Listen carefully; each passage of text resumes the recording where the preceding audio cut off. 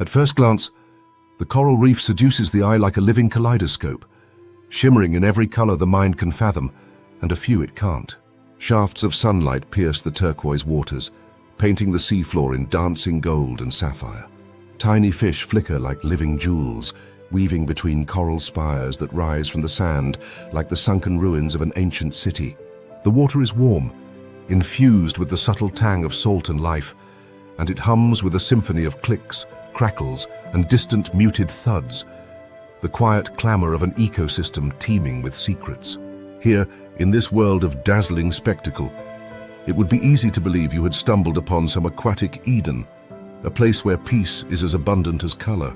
But paradise, as it so often does, comes with a blood price. Beneath the beauty lurks a savage truth. The coral reef is one of the deadliest arenas on Earth, a battlefield where every brilliant color masks a trap. Every slow sway of coral may hide an assassin poised to strike. Beauty is not a decoration here. It is a weapon, a lure, a camouflage. And survival belongs not to the strongest or the most vicious, but to the clever, the patient, and the impossibly lucky. A school of anthias darts by in a blur of orange and pink, their bodies moving as one living cloud. But even as they shimmer, a pair of predatory eyes watches from the shadows. Moray eels, all muscle and malevolence, coil within crevices so narrow it seems impossible they could fit. Their jaws gape open and closed, not from hunger, but from necessity. Their design demands constant motion to breathe. It gives them a ghoulish grin, a macabre puppeteer's smile that warns of violence to come. Should one careless fish drift a little too close, it would vanish with barely a ripple, yanked into darkness by jaws that strike faster than thought. And if the eels are the snipers of the reef, then the reef sharks are its patrolmen, the ever-moving sentinels whose presence sends a shiver through the ranks of prey. Sleek silver torpedoes, they glide just above the coral gardens with an economy of motion that speaks of tireless vigilance. Their black-tipped fins slice the water, heralds of silent menace. Yet even these apex hunters tread carefully, wary of the many dangers woven into the labyrinthine coral maze. Here, being at the top of the food chain doesn't guarantee safety. It merely means the fall will be longer when it comes. At the heart of the reef, coral towers rise like grand fortresses, built not of stone, but of millions upon millions of tiny, squishy architects. Each coral polyp, a creature no bigger than a pencil tip, wages chemical warfare against its neighbors, deploying toxins and stinging tentacles to claim a little more room, a little more sunlight. Coral colonies grow by conquest as much as by construction, and their battles shape the very landscape that all other creatures must navigate. In this city of living stone, the walls themselves are alive, and sometimes they fight back. Even among the corals, no refuge is absolute. Feather starfish cling delicately to branches, looking for all the world like harmless sea flowers. But let an unwary shrimp stumble too close, and those fronds curl inward with a swiftness that belies their beauty, trapping the hapless creature in a slow, suffocating embrace. Beauty, once again, masks brutality with masterful ease. Just above the coral fortresses, a new kind of chaos reigns. Swarms of damselfish, fiercely territorial despite their small size, launch into sudden, furious battles against rivals and intruders. They are the scrappy street gangs of the reef, defending their patches of algae with a tenacity that would shame creatures 100 times their size. Watching two damselfish square off is like witnessing an underwater slap fight, except that the loser risks losing not just pride, but his food supply, his shelter, and ultimately, his life. In one corner of the reef, a patch of sand stirs almost imperceptibly, then bursts upward as a flounder reveals itself, hidden beneath the grains with near-invisible camouflage. The ambush is over before it begins. A tiny goby, too slow by half a heartbeat, disappears in a puff of sediment. The flounder settles again, as motionless and innocuous as a forgotten dream. Not far off, a lionfish hovers with regal disdain, its venomous spines fanned out like a deadly feathered crown. It drifts lazily, as if above the concerns of the bustling city around it, but the illusion is deliberate. In truth, the lionfish is a ruthless ambush predator, luring in curious prey with its hypnotic fins before striking in a lightning-fast gulp. It is the ultimate contradiction, too beautiful to ignore, too deadly to admire up close. Every inch of the reef is contested, even the cleaner stations, those seemingly peaceful oases where wrasses pick parasites from the mouths and gills of larger fish, are tense diplomatic zones where a wrong move could turn a cleaning session into a sudden, bloody betrayal. Cleaner fish must walk a fine line between servitude and self-preservation, darting in and out of jaws that could crush them with a twitch. As the sun tilts westward, the light filtering down through the waves begins to shift, growing softer, more fragmented. With it comes a change in the reef itself, an unsettling murmur beneath the bustle. The day's kings and queens retreat into crevices and tunnels, while a new cast of characters stirs from their lairs. Nightfall is when the true monsters of the reef emerge, when the polite rules of daytime feasting give way to a more primal, bloodthirsty law. The morays grow bolder, octopuses slither from their dens with glinting, calculating eyes, and ghostly hunting parties of jacks and groupers sweep the reef like silent storms. And lurking even beyond them, on the fringes where the reef falls away into deeper blue, greater shadows stir, the sharks that do not merely patrol, but dominate the darkness, whose bulk and hunger shape the very habits of the reef's denizens. The coral reef is no idyllic retreat. It is a chessboard of violence and cunning, a gladiator arena stitched in rainbow colors, a place where every advantage is fleeting and every mistake can be fatal. Here, to survive is not to be the strongest, but the cleverest, the most adaptable, the most unseen until the moment of truth. And as the last golden threads of sunlight slip away and the reef prepares for its blood-stained nightfall, a new question ripples through the water. In a world where every creature is both predator and prey, who will live to see the morning, and who will become nothing more than another shimmer in the sand?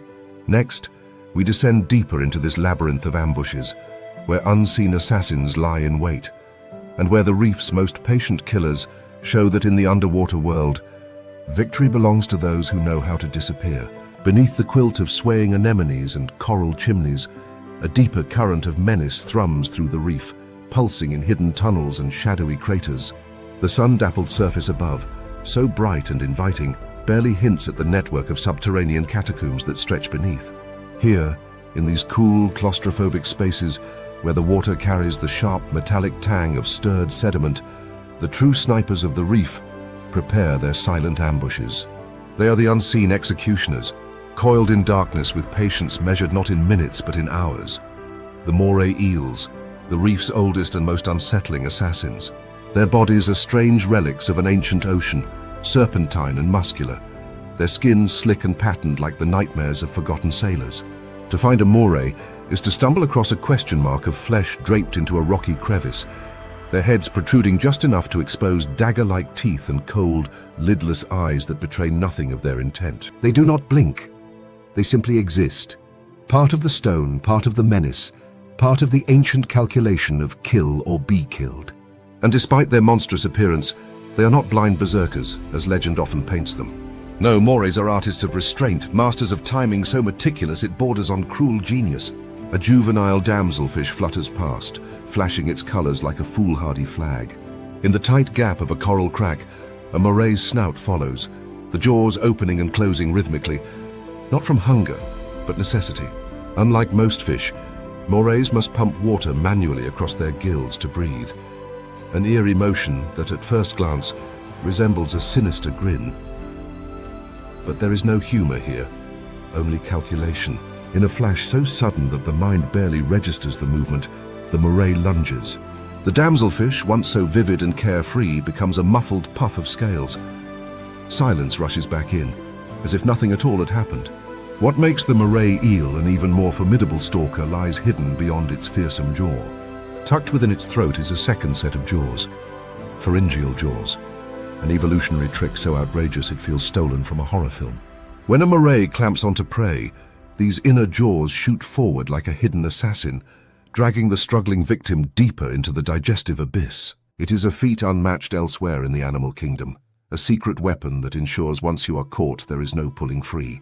Yet perhaps the most delicious irony of the moray's fearsome design is how it has earned the respect and the caution of even the reef's more celebrated predators.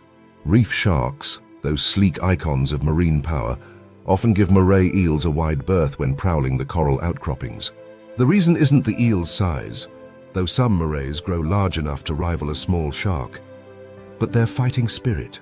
A moray, cornered or harassed, can twist with an unnatural violence, sinking those needle teeth into gills, fins, and flesh with bone-cracking force. Many a shark has left an ill-advised scuffle with a shredded snout or a jagged, bleeding fin, a grim souvenir of underestimating the quiet coils in the rocks. The humor of it is almost too elegant to ignore. Apex predators reduced to sulky teenagers, sulking away from an ugly confrontation they'd rather not explain. In the kingdom of the reef, brawn alone is never enough. Sometimes it's the ones who fight dirtiest that hold the true power. Yet for all their ferocity, morays are not mere thugs. They are cunning tacticians who have even learned the value of unlikely alliances. In a quirk of nature's strange diplomacy, moray eels sometimes partner with groupers, large, lumbering predators who are on the surface their polar opposites. The grouper, too bulky to navigate the tight maze of corals, will seek out a moray and, through a series of rapid headshakes and gestures, invite it to join a hunt. Together they form an almost absurd duo, the grouper chasing prey into crevices where the moray lies in wait, or the moray flushing victims into open water where the grouper is ready to strike. It is a pact forged not of friendship but cold practicality, an uneasy truce that ensures both sides eat better. And sometimes when a moray has gorged too much or simply miscalculates, it becomes the hunted. Octopuses, those shape-shifting wizards of the reef, have been known to flip the tables, ambushing young or distracted eels with merciless efficiency, wrapping them in a cocoon of arms before delivering a killing bite. Even for the masters of ambush, complacency is a death sentence. In the reef, the rule is simple and universal: hunt or be hunted, deceive or be deceived. As the day wanes and the water shifts from clear blue to the dusky hues of twilight, the morays grow bolder. No longer content to wait in their dens, they slither openly across the reef floor, their movements fluid and alien. Their passage stirs the silt into ghostly clouds, sending skittish shrimp and gobies scattering for cover. To see a full-grown moray on the hunt at twilight is to witness something that feels primal, almost wrong, as if you have stumbled into an ancient ceremony not meant for human eyes. But this boldness is not without risk. Nightfall brings other hunters, more aggressive, more unpredictable, and the moray's dominance is far from guaranteed. Giant trevally, sleek silver battering rams of muscle and instinct, patrol the night reefs like gangsters on the prowl, and even a formidable eel must calculate its steps carefully. One wrong move, one exposed dash across open sand, and even the coiled terror of the reef can find itself outmatched. The moray eel's kingdom is not built on brute strength, but on the delicate art of knowing when to strike, and when to disappear into the labyrinth, leaving only a flick of the tail and a trail of disturbed sand behind. Its reign is a quiet one, a rule enforced not by roaring battles, but by whispered assassinations, each one carried out with surgical precision. As the last hints of sunlight bleed from the water and the true darkness takes hold, the reef transforms again, more chaotic, more dangerous. In the ink-black corridors of coral, new dangers stir, and even the masters of ambush must tread carefully. For in the coming hours, the morays will not be the only assassins in the maze.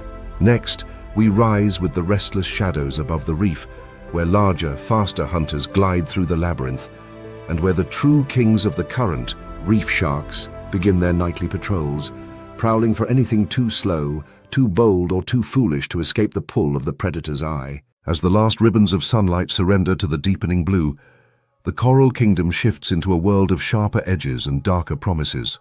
What was vibrant and bustling in the day becomes ghostly now, a maze of pale silhouettes and yawning black crevices, where unknown eyes may already be watching.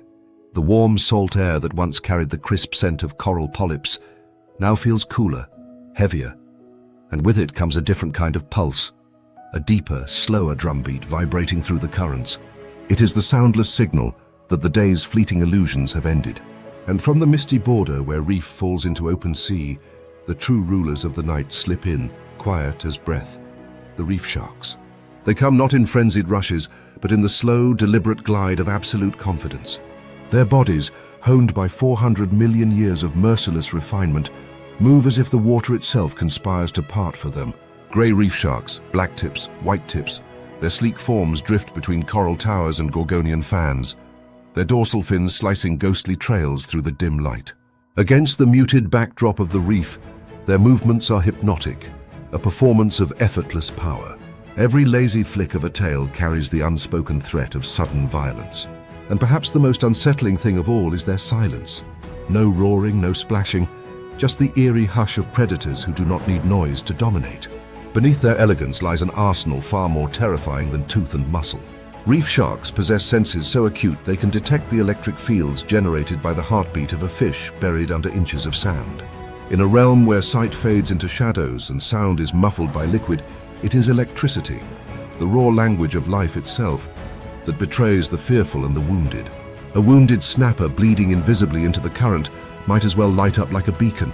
Even the faint, panicked spasms of an injured wrasser do not escape the shark's attention. Where others hunt with clumsy guesswork, the shark hunts with certainty. It is as though the very reef whispers its secrets to them, and they listen. Yet for all their reputation as ruthless killers, reef sharks are anything but reckless. Here, even kings tread carefully. A misjudged strike, a wasted burst of speed, a wound from a desperate prey's last defense, any of these can turn hunter into haunted. Energy is life in the reef's thin margins.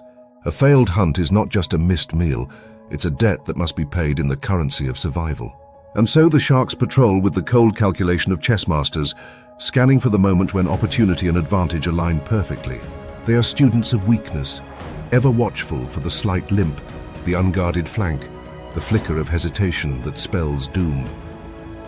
Sometimes, though, the reef has its own sly counters.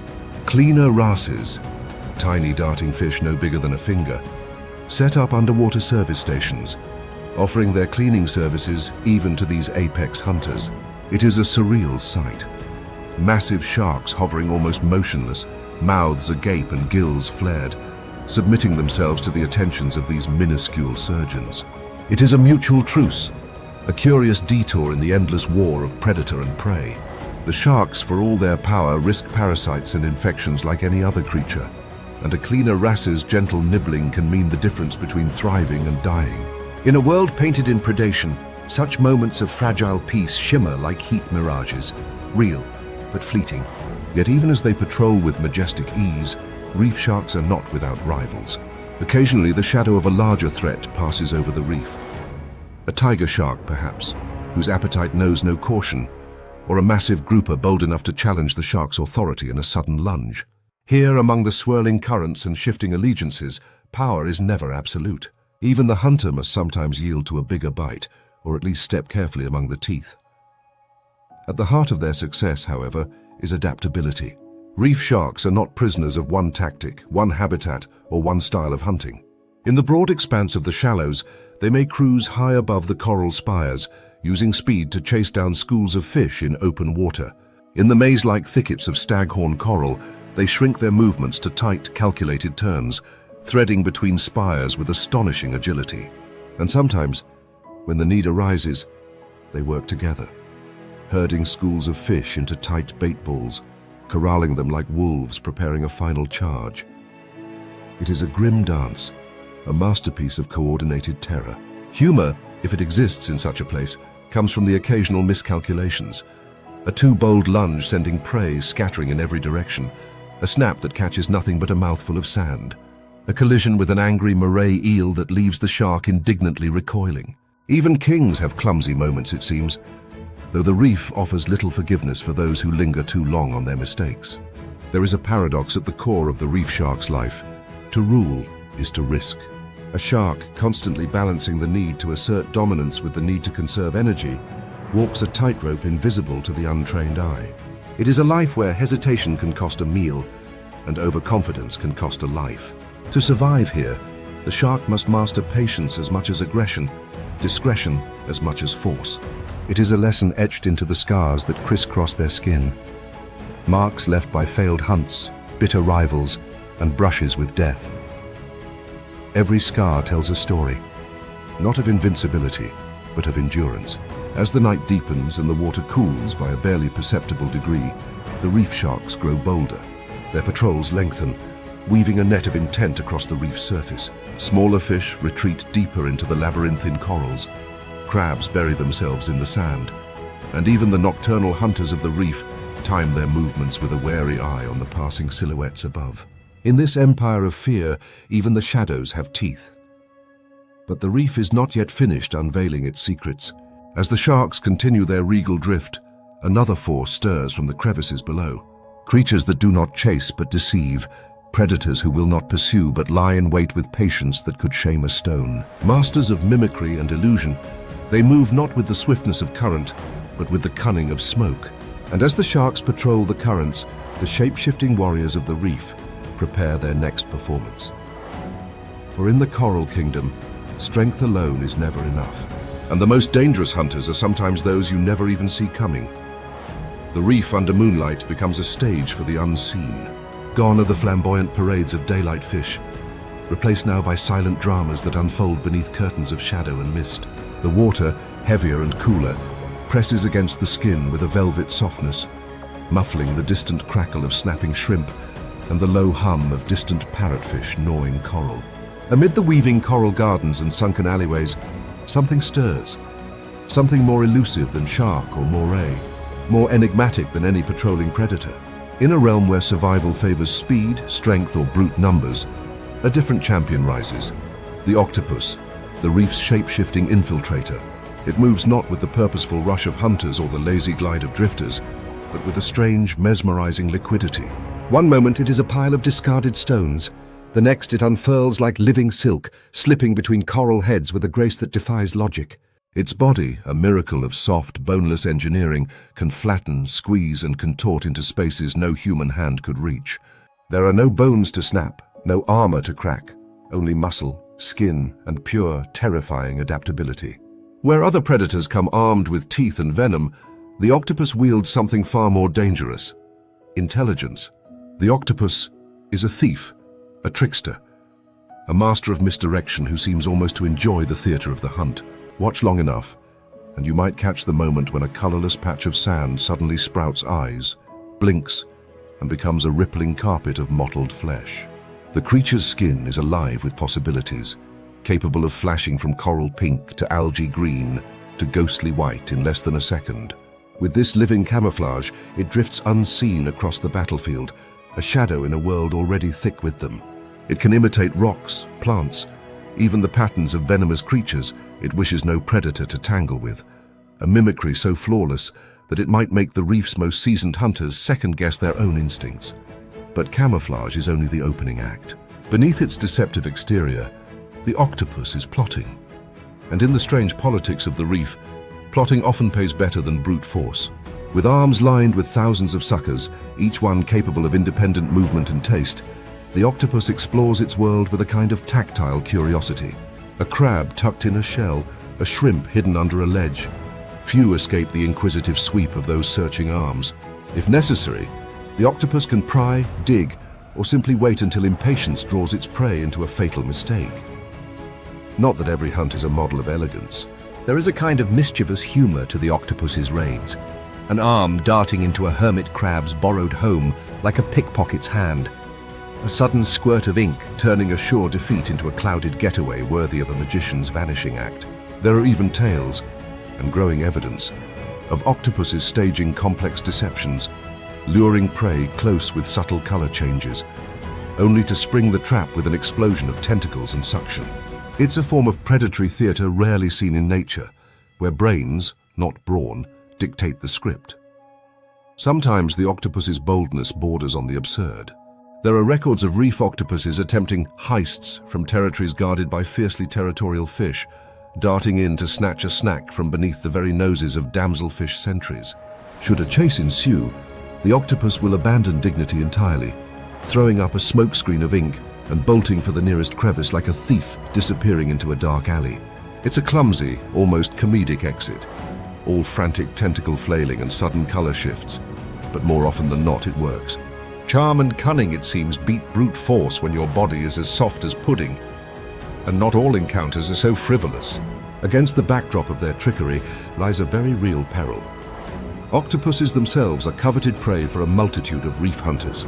Sharks, morays, and even larger fish see them as a prize worth pursuing. For all their magic tricks, octopuses live precariously short lives, most species surviving only a year or two at best. Every day is a balancing act between risk and reward, survival and spectacle. One miscalculation, one delayed ink cloud, and the infiltrator becomes the meal. Yet even in death, the octopus often leaves a mark.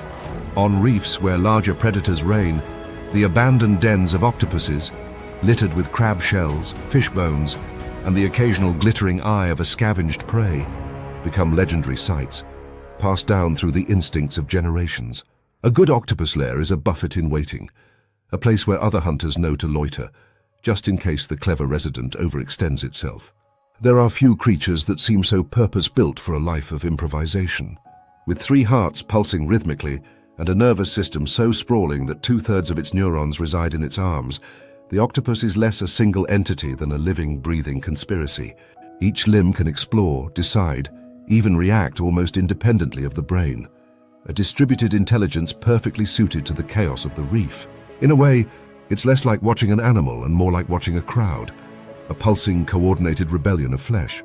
As the reef drifts deeper into night, the octopuses fade again into the background, their luminous bodies blending seamlessly into rock and coral. Somewhere, an eel prowls too close to an innocent-looking rock, and in a blur of motion, a tentacle strikes. A momentary scuffle vanishes into sand and darkness, and the octopus claims another victory unseen by all but the current. It is in these fleeting, whispered victories that the octopus thrives, never needing crowns or accolades, only the quiet satisfaction of another night survived by wit and whimsy. But the reef's quiet will not last. As currents stir and distant vibrations pulse through the water, a new kind of threat approaches, one not content with stealth or cunning. These newcomers wield venom, arrogance, and a different kind of ambush altogether, and their arrival will tip the delicate chessboard of night into a more ruthless game. For while some warriors hide and scheme, others simply poison their way to power. And just beyond the crumbling corals and swaying fans, the lionfish are already preparing their assault. In the slow, silvered light of the deepening night, when the reef breathes slower and the currents whisper like old ghosts, a new kind of ruler drifts into view. Regal, radiant, and perilously beautiful, it floats with the imperious calm of an emperor presiding over conquered lands. From the delicate spines that trail behind it, like the ribbons of a royal robe, to the subtle flaring of its gill fans, every movement speaks of power disguised as grace. But beneath this finery lies a far more sinister truth, for the lionfish is no gentle sovereign. It is a tyrant cloaked in beauty, a venomous monarch whose rise has rewritten the very laws of the reef. There is an almost theatrical cruelty to the lionfish's design. Its long, fluttering spines seem more suited to a costume ball than a battlefield, and yet each one carries potent venom capable of delivering searing pain to any who dare challenge its authority. Nature, it seems, has a wicked sense of irony. The reef's most dazzling marvel is also its most dangerous touch. Predators who might otherwise snatch a colorful fish in passing hesitate when they glimpse those swaying, feathery lures. Even the boldest hunters, groupers, eels, and sharks think twice before risking a mouthful of agony. And so the lionfish glides through the kingdom virtually unchallenged, a monarch untouchable not by size or speed, but by sheer, radiant threat. But it is not the venom alone that makes the lionfish a conqueror. It is its method, a hunting style as subtle as it is devastating. Unlike the furious chases of barracudas or the ambush pounces of morays, the lionfish prefers patience over spectacle. It hovers almost indifferently above the reef floor, spreading its fan-like fins in a slow, hypnotic dance that boxes smaller fish against walls of coral or traps them in tight corners. Each move shrinks the available space, nudging prey into ever more desperate flutters, until, with a lightning-fast gulp, the lionfish swallows its quarry whole. There are no second chances, no dramatic struggles, only the chilling efficiency of a predator who knows it has already won long before the first strike. As if their natural hunting prowess weren't enough, lionfish possess another weapon even more dangerous: prolific reproduction.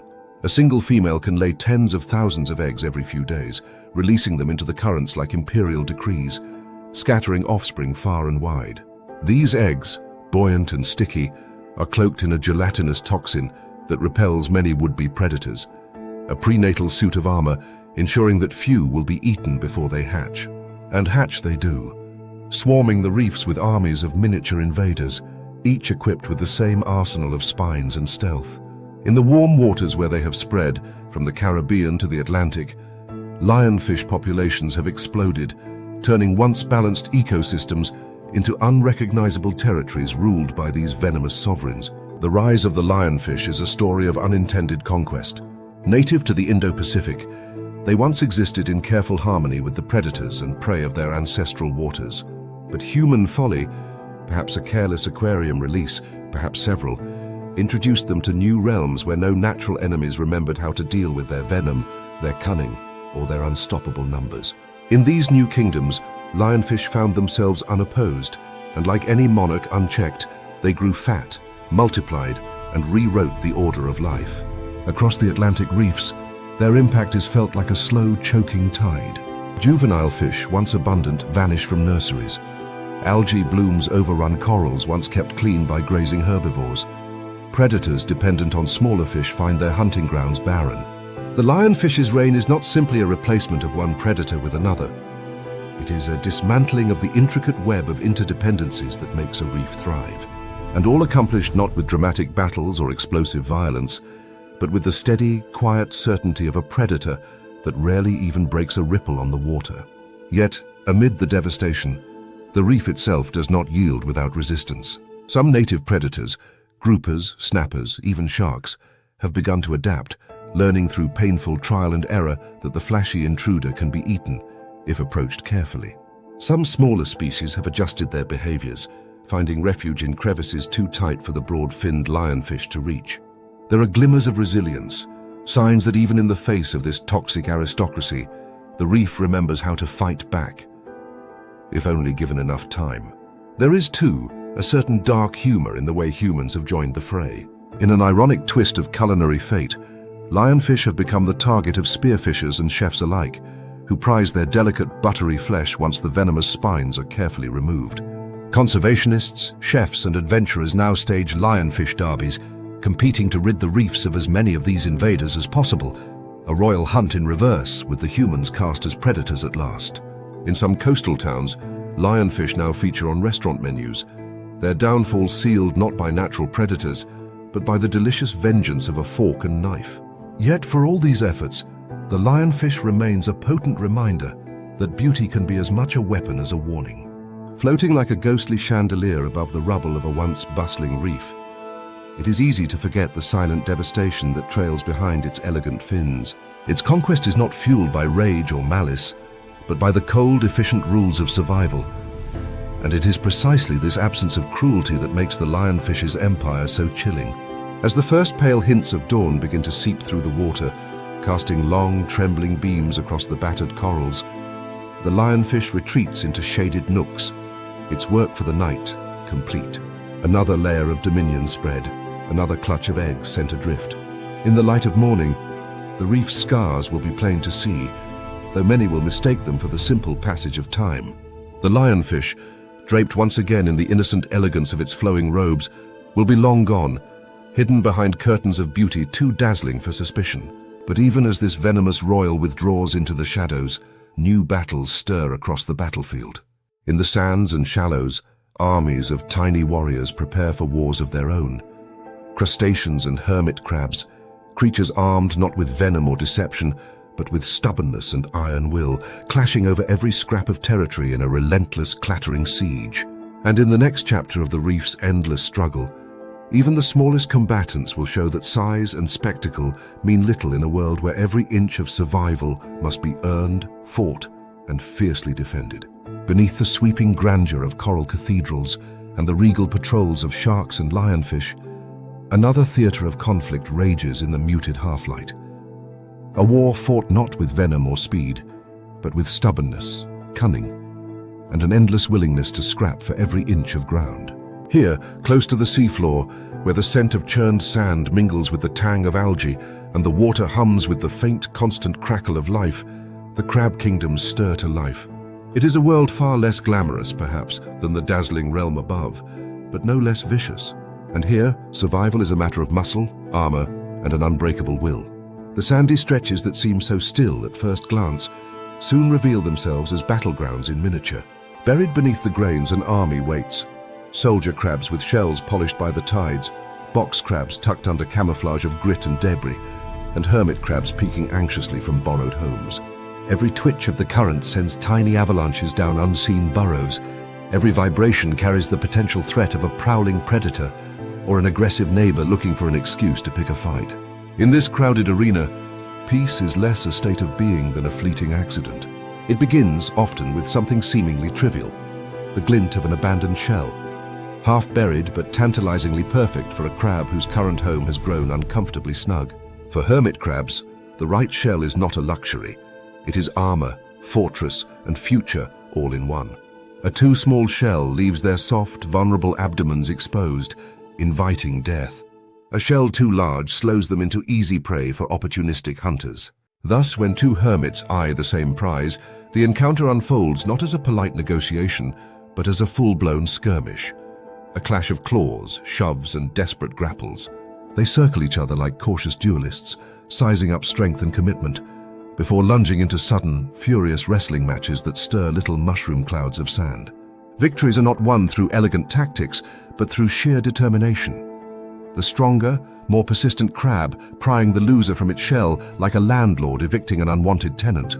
Sometimes in scenes almost comical in their complexity, multiple hermit crabs engage in elaborate shell swaps, where chains of combat and negotiation unfold like chaotic auctions. One crab fights another for a better home, while a third lurks nearby, ready to seize whichever shell is vacated in the confusion.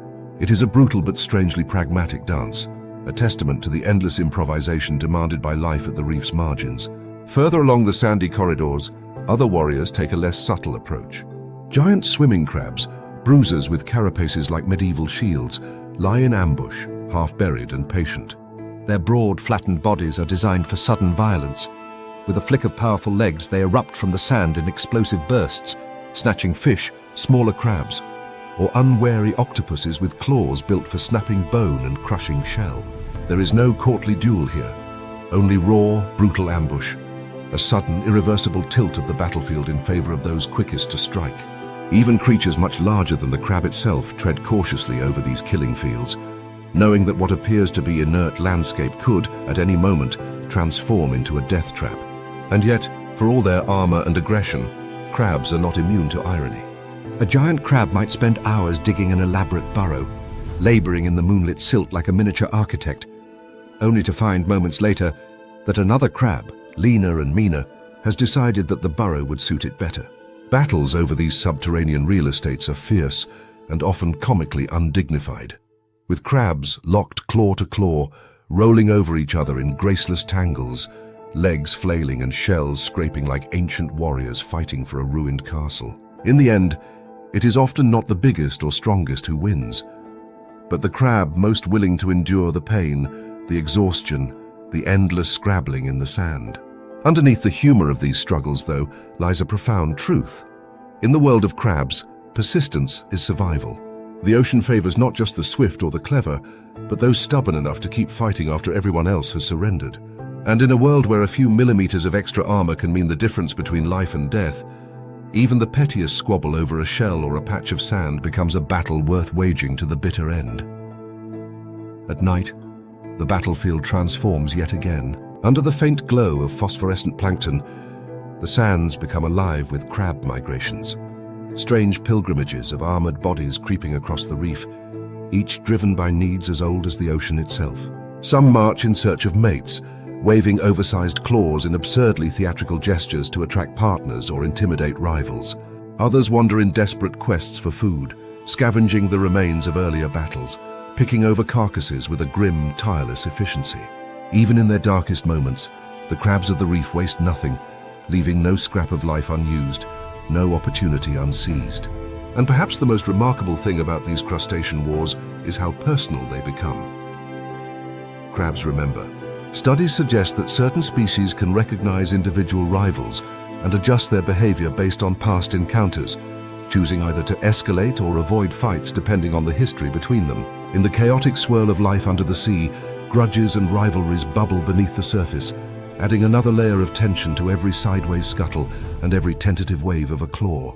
As dawn's first pale shafts of light begin to pierce the water, the crab kingdoms retreat once more into the sands, burrowing down into safety, nursing wounds both visible and invisible. The sand looks undisturbed again, clean and innocent under the morning sun. But beneath that quiet facade, lie the scars of countless battles, alliances, betrayals, and desperate survivals. The wars of the crabs are never truly over. They merely pause as the ocean prepares to write the next brutal, comical, endlessly fascinating chapter. Yet while the crab armies crouch in their bunkers, plotting the next assault, the living fortresses above them, the corals themselves, prepare for a different kind of war. One fought not with claws or teeth, but with chemical poisons, living weapons, and a patience that can stretch across centuries. And as these silent battles begin to brew, the very architecture of the reef will once again tremble under the weight of its endless unseen wars.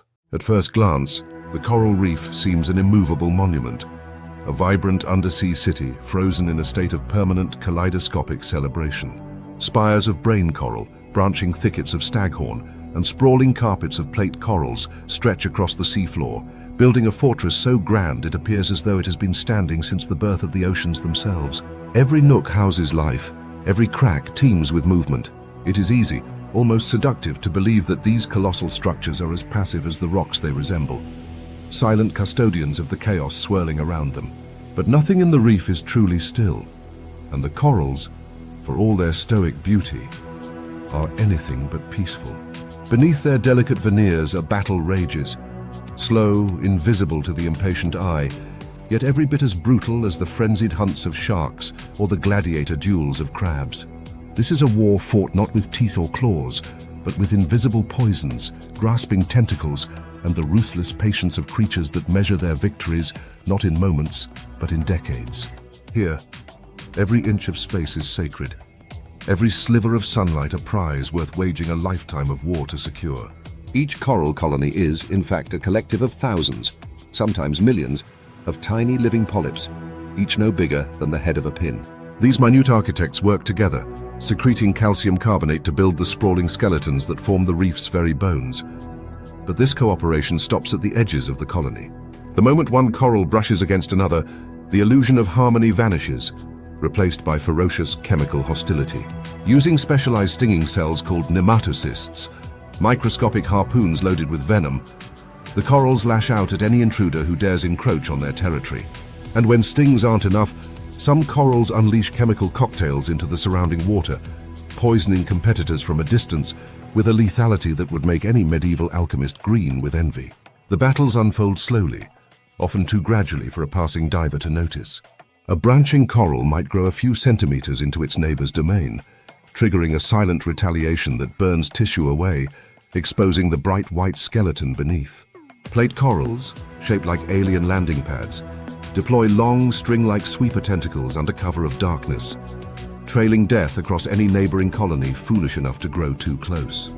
These biological whips, laced with potent toxins, can stretch several times the coral's body length, slashing and scarring opponents in slow-motion raids that leave behind strange scars, pale wounded tracks across the vibrant flesh of the reef. In some corners of the reef, the warfare becomes so intense that entire front lines emerge, frozen battlescapes where rival colonies clash, withdraw, and clash again.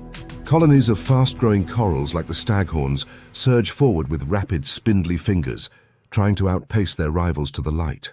Meanwhile, slow-growing but heavily armored brain corals dig in, absorbing attacks with the stoicism of ancient fortresses, sacrificing surface tissue but maintaining a stranglehold on the real prize, the foundation of the reef itself. It is a savage irony that some of the reef's most beautiful forms, the branching, ornate, endlessly complex coral shapes, are born not from peaceful expansion, but from desperate wars for territory. A coral must grow outward, upward, twisting and reaching in every possible direction, not merely to flourish, but simply to survive its neighbor's creeping advance. If a colony hesitates even briefly, it risks being smothered in the slow, patient embrace of a more aggressive foe. And just as in the animal kingdom, alliances and betrayals are a part of this silent war. Some corals forge secret partnerships with certain species of algae, housing these microscopic tenants within their tissues. In exchange for safe shelter, the algae perform photosynthesis, feeding the coral with the sugars produced from sunlight. It is a symbiotic deal with enormous consequences, allowing corals to build their vast skeletons at speeds unthinkable without this boost. Yet this alliance comes at a cost. When temperatures rise, the corals can become stressed. expelling their algal partners in a desperate self-destructive protest. The result is coral bleaching, a tragic whitening of once vibrant reefs, a visible wound from which recovery is never guaranteed. In a perverse twist of nature, even the coral's greatest builders can sometimes become its greatest destroyers. Massive boulder corals with their thick, rounded forms may simply outlive faster-growing species by enduring wave after wave of assaults, rising higher and thicker year after year, until their rivals are reduced to mere footnotes in the reef's living history. Victory in this case is not seized through speed or violence, but through stubbornness and time, the slow conquest of resilience over flash and fury. There is a strange and almost comical elegance to some of these battles.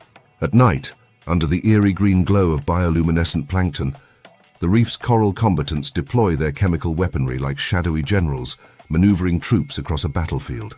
Tiny armies of polyps extend their tentacles cautiously, probing and jabbing, testing defenses, pulling back just as the tide of toxin begins to turn. A few unlucky polyps might be sacrificed in the process, their skeletal remains gleaming like tiny tombstones by morning. But the colony endures, forever pushing, forever resisting. And yet, for all their might, the corals fight on the knife's edge of catastrophe. A strong storm, a sudden surge of warm water, a swarm of hungry crown-of-thorns starfish.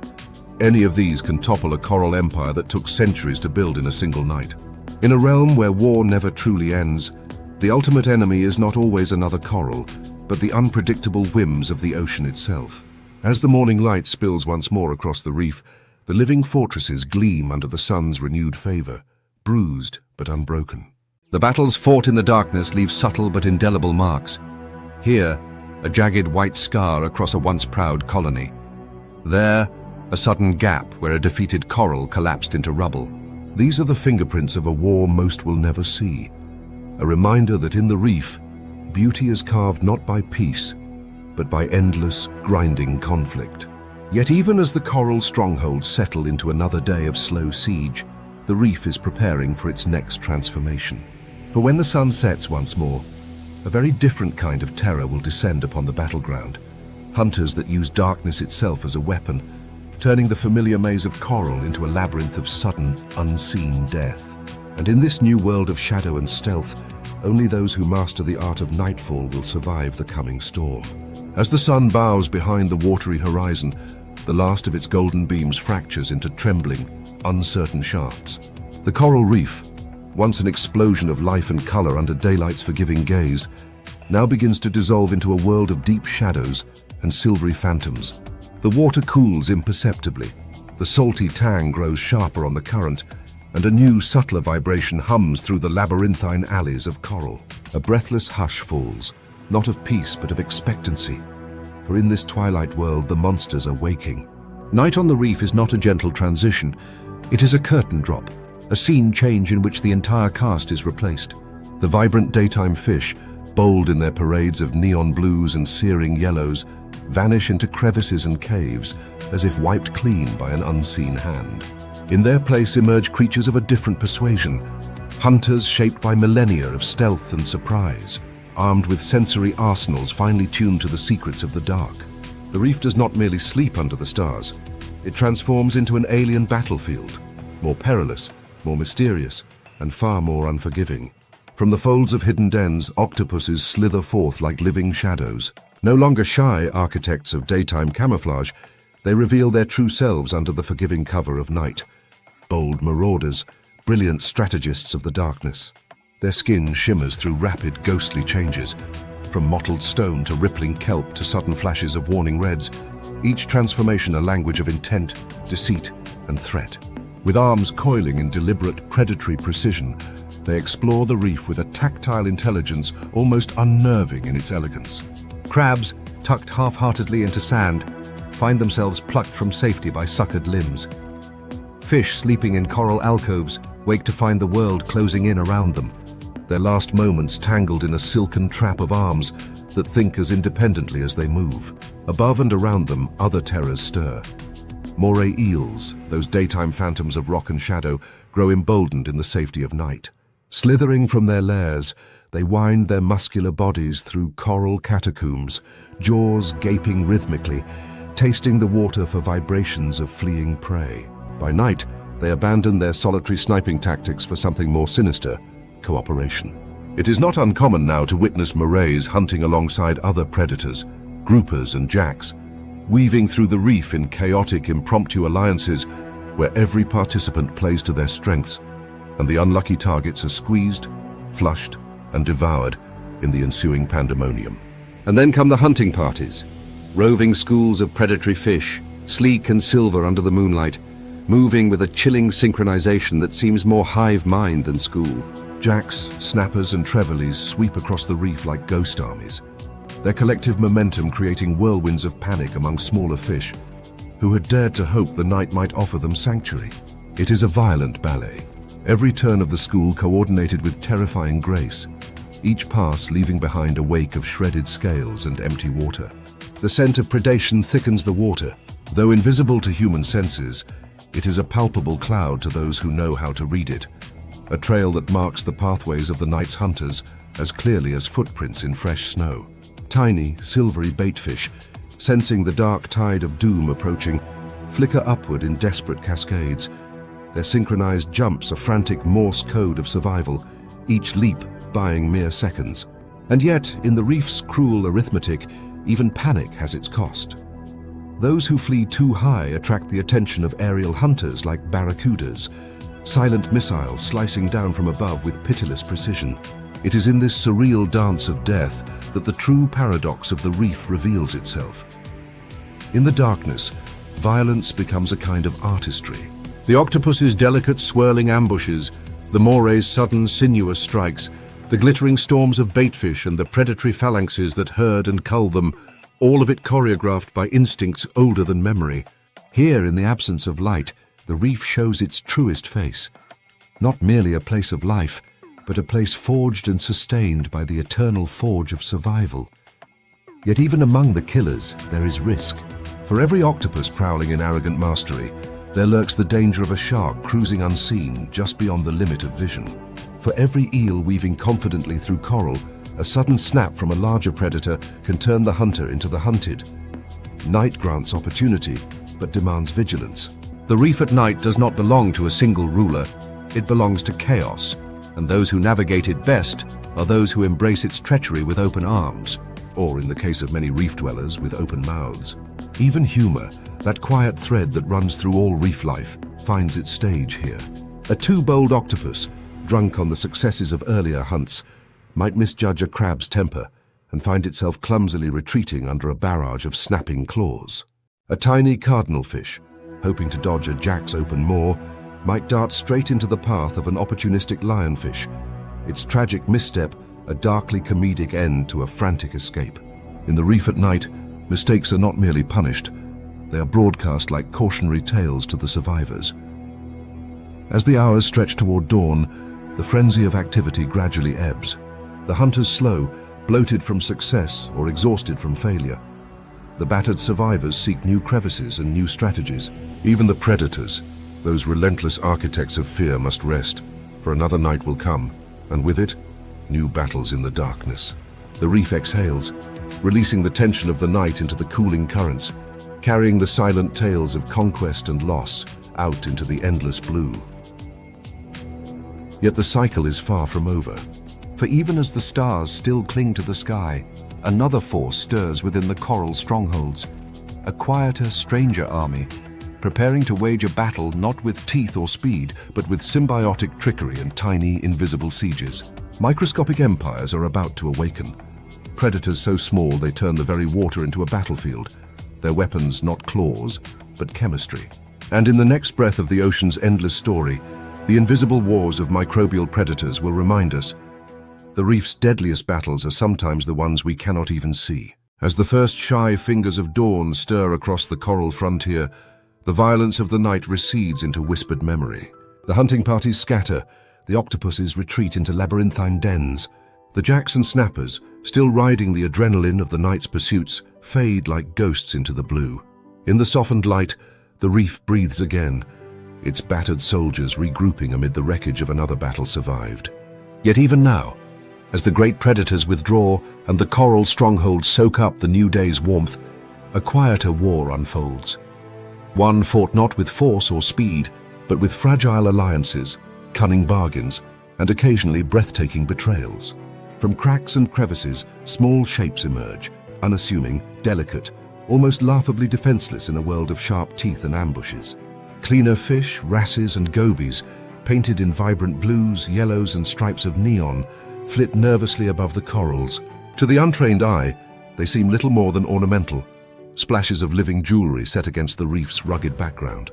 Yet these tiny creatures wield an influence that belies their size, and their actions ripple outward, tipping the scales of survival in ways that change fates, shift balances, and sometimes even alter the course of an entire reef's destiny. At the heart of this hidden economy lies the concept of cleaning stations, sacred zones where predator and prey call a cautious truce, driven by mutual need. Across the reef, groupers, parrotfish, and even reef sharks glide in and hover, mouths agape, gills flared wide, bodies tilted upward like penitent worshippers. The cleaner fish dart in, fearlessly entering these gaping maws, slipping between gill slits, plucking parasites, dead skin, and stubborn morsels from the tender places no claw or fin could ever reach. It is a ballet of extreme trust, one creature offering its most vulnerable parts to another, and a promise, however fragile, that for these few precious moments, the ancient laws of the hunt are suspended. The cleaner fish are no fools. They have evolved a careful choreography to avoid becoming accidental snacks. Bright, distinctive coloration advertises their services, a universal signal understood across species barriers. They perform specific dances, quick wriggles and flutters, signaling their intent before approaching a would-be client. Even the deadliest hunters recognize and respect these codes, restraining their reflex to strike, to bite, to kill, because the reward of health outweighs the fleeting satisfaction of an easy meal. Yet even in these hallowed exchanges, treachery lurks just beneath the surface. Occasionally, temptation proves too strong for a cleaner wrasser. Instead of picking parasites, a rogue cleaner will sneak a nip of healthy flesh or a taste of protective mucus, a betrayal instantly felt by the client in a flinch, a twitch, a sudden snap of jaws that sends the cleaner fleeing in guilty terror. Trust, once broken, is hard to rebuild. A client who feels cheated may never return, depriving the cleaner of a crucial food source. In a world where survival balances on the razor's edge, even the tiniest act of deception carries weighty consequences. And it is not only the cleaner fish who play these dangerous games. Groupers, those hulking kings of the mid-reef, sometimes subvert the partnership for their own purposes. A patient observer might glimpse the extraordinary moment when a grouper approaches a moray eel's lair, nodding its head and shimmying its body in a strange, urgent dance. It is not a cleaning request, but an invitation, a call to hunt together.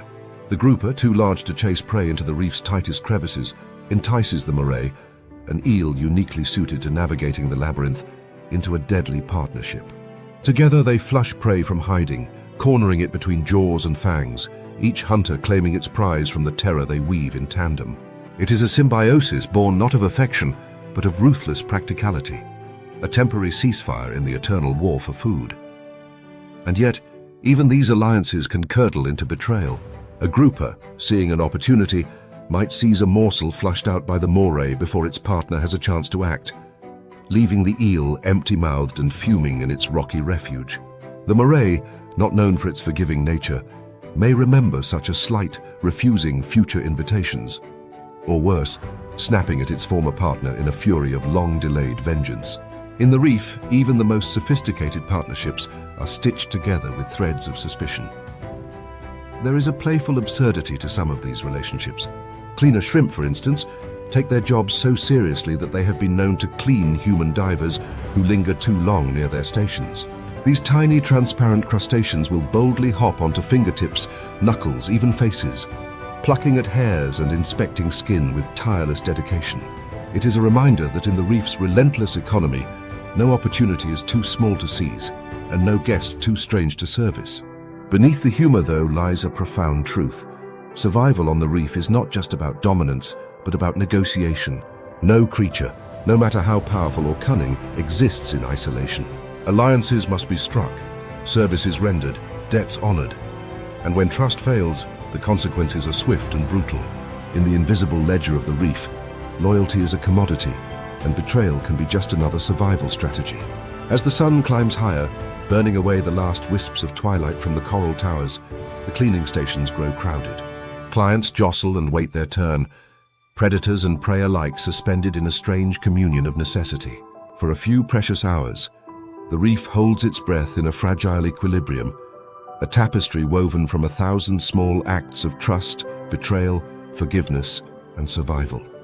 Yet even this delicate truce is but a brief interlude.